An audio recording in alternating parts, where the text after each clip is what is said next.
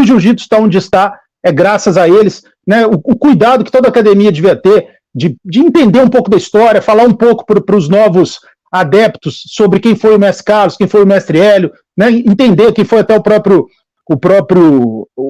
Conde Coma, né? Que foi o professor do mestre Carlos, enfim, uma parte assim de história para que pessoas não possam tentar denegrir e mudar a imagem dele, como a gente sabe que algumas pessoas, infelizmente, tentam fazer.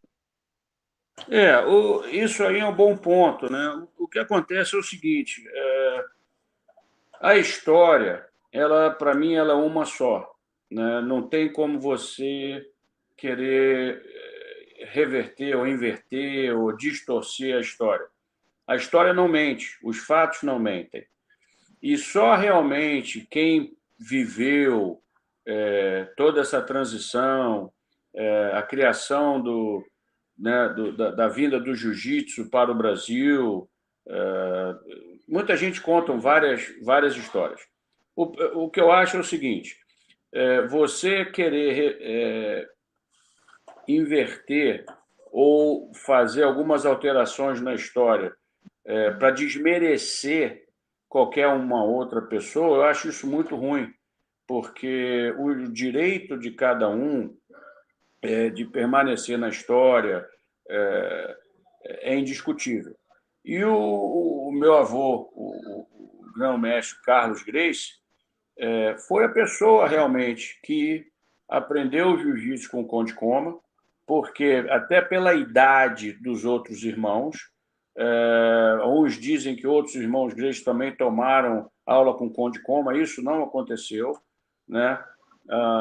Então, depois que o mestre Carlos Gracie aprendeu todas as técnicas que o Conde Coma quis passar e pôde passar para ele, ele resolveu, então, aí, pela diferença física dos irmãos Gracie, inclusive até pela diferença física do meu tio Hélio, ele teve que fazer muitas alterações, tirar algumas técnicas, fazer alguns trabalhos de alavanca, para que pudessem essas técnicas serem aplicadas por todos eles, pelos outros 4 irmãos. Mas é aquela coisa, cada um conta uma história, acredita aqueles que querem, né?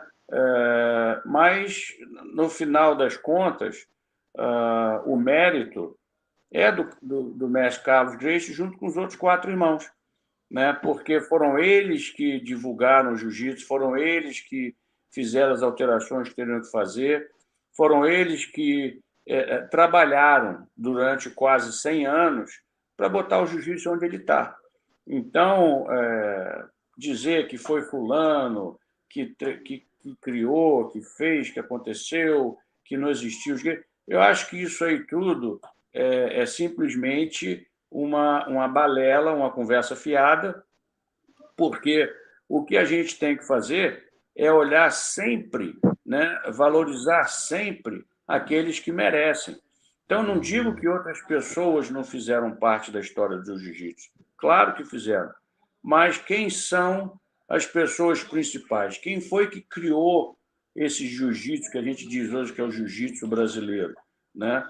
Então, hoje, você tem o celular. Por que você tem o celular? Porque alguém criou um telefone há muitos e muitos anos atrás. Então, é por isso que a gente vai desmerecer quem criou o telefone, né? Então, não, tudo isso vem junto. Então, as pessoas falam, existe o jiu-jitsu antes e depois dessa pessoa.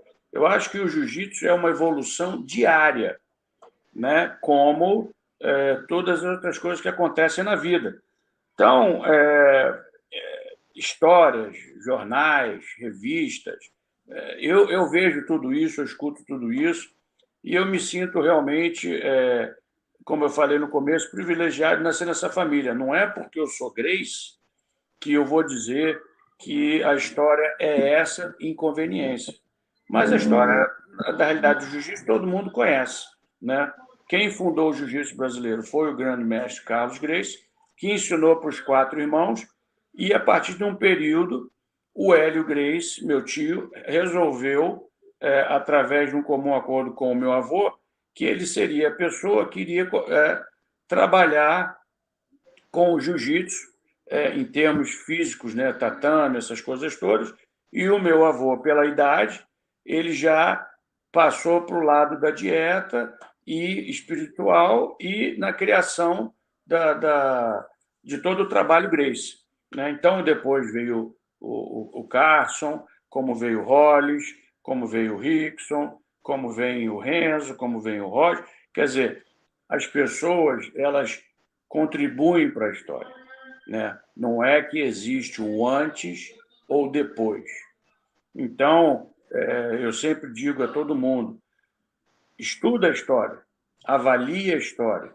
Vamos ver se essas pessoas que tentam denegrir ou reverter ou inverter para poder fazer parte da história, se realmente é verdade, né? Porque às vezes, não digo que seja o caso, mas às vezes as pessoas tentam deturpar para que possa aparecer mais na história, né? Não digo que A ou B não participe ou não faz parte, mas todos contribuem para a história do jiu-jitsu, porque o jiu-jitsu nada seria hoje sem a colaboração desses milhões de pessoas que fazem jiu-jitsu. Desde o aluno que se matricula hoje numa academia de jiu-jitsu, como aqueles que criaram, como aqueles que se formaram faixa preta, como aqueles que hoje são educadores, né? Então, eles são nada mais, nada menos que representantes dessa arte marcial maravilhosa que, queiram ou não, gostem ou não, foi criada pelo Carlos Gracie. Com certeza. E aquilo, né? Quem pratica jiu-jitsu, principalmente quem é faixa preta de jiu-jitsu, deve toda a total reverência ao grande mestre Carlos, ao grande mestre Hélio, que foram os dois pilares principais para o jiu-jitsu estar onde está, né? Então, se uma pessoa fala mal dos dois ou abre espaço, ela realmente não sabe o que ela está fazendo e não está honrando o kimono nem a faixa que ela veste.